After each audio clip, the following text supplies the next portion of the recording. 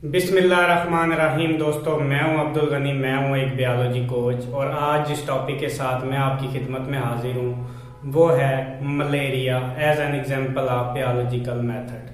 पिछले लेक्चर में हमने पढ़ा था बायोलॉजिकल मेथड क्या है और बायोलॉजिकल प्रॉब्लम को सॉल्व करने के लिए वो किस तरह से इस्तेमाल किया जाता है। आज हम एक एग्जांपल लेते हैं जिस एग्जांपल के तहत हम उसी बायोलॉजिकल मेथड को दोबारा से डिस्कस करेंगे।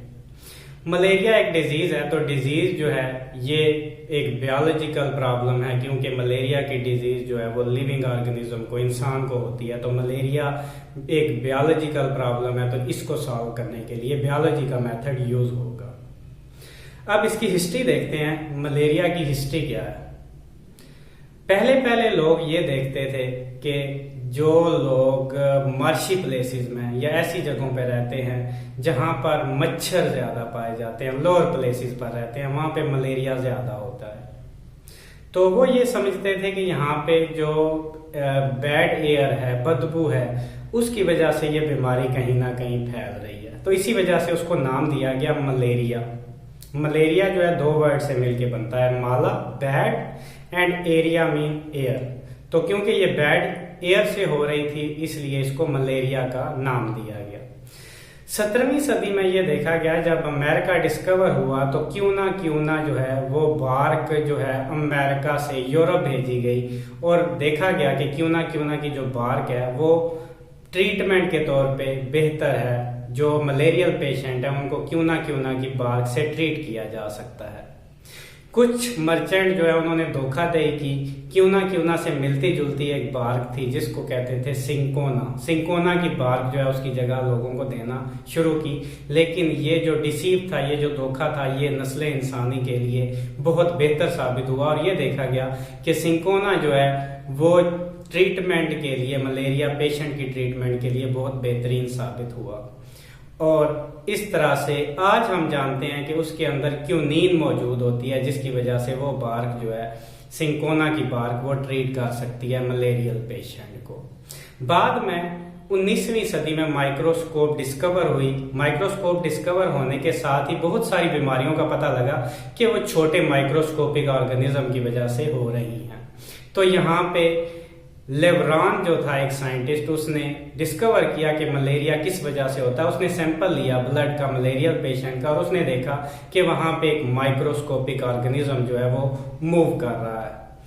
पहले तो साइंसदानों ने इस डिस्कवरी को नहीं माना, उसकी रिसर्च की तरफ तवज्जो नहीं दी। लेकिन आने वाले 2-3 सालों में और जब मलेरियल पेशेंट के ब्लड के सैंपल माइक्रोस्कोप के नीचे देखे गए तो देखा कि सेम काइंड के जो वहां पे माइक्रोस्कोपिक जानदार थे वो मूव कर रहे थे। तो यहां से पता चला कि वो माइक्रोस्कोपिक ऑर्गेनिज्म जो है वो मलेरिया काज कर रहे हैं और उनको नाम दिया गया प्लाज्मोडियम का। अब देखते हैं यहाँ पे इसको बायोलॉजिकल मेथड के हिसाब से। सबसे पहले हम जो है, अब हमारे पास एक सामने एक बायोलॉजिकल प्रॉब्लम आ गई, उसके बाद हमने ऑब्जर्वेशन इसके बारे में किए। ऑब्जर्वेशन क्या थे? पहला जो ऑब्जर्वेशन था वो ये था कि malaria and marshy places are somehow related. दूसरा था drinking the water of marshy places do not cause malaria. Quinine is used as a treatment of malaria disease. और number 4 plasmodium is present in the blood of malarial patient. अब next जो step था वो था hypothesis. Observation के बाद hypothesis बनाया गया, Plasmodium is the cause of malaria. ये हाइपोथेसिस बनाया गया ऊपर की ऑब्जर्वेशन को देखते हुए। अब उसके बाद है डिडक्शन। डिडक्शन क्या की गई? If plasmodium is the cause of malaria then all malarial patient should have plasmodium in their blood and all healthy person should not have plasmodium in their blood. अब यहाँ पे डिडक्शन क्या निकाला गया? अगर प्लाज्मोडियम ही वजह है मलेरिया की तो तमाम पेशेंट के ब्लड के अंदर प्लाज्मोडियम मौजूद होना चाहिए और तमाम हेल्दी पर्सन के ब्लड के अंदर प्लाज्मोडियम मौजूद नहीं होना चाहिए। ये डिडक्शन था। नेक्स्ट जो स्टेप आता है वो है एक्सपेरिमेंटेशन का। अब एक्सपेरिमेंट के लिए क्या किया गया? 100 मलेरियल पेशेंट के ब्लड का सैंपल लिया गया और 100 ही हेल्दी पर्सन के ब्लड का सैंपल लिया गया एज ए कंट्रोल ग्रुप। अब जब देखा गया मलेरियल पेशेंट के ब्लड को तो सबके अंदर प्लाज्मोडियम मौजूद था। और फिर हेल्दी पर्सन का जब एग्जामाइन किया गया तो देखा कि 93 जो है उसके अंदर जो है प्लाज्मोडियम मौजूद नहीं है, 7 के अंदर प्लाज्मोडियम मौजूद है।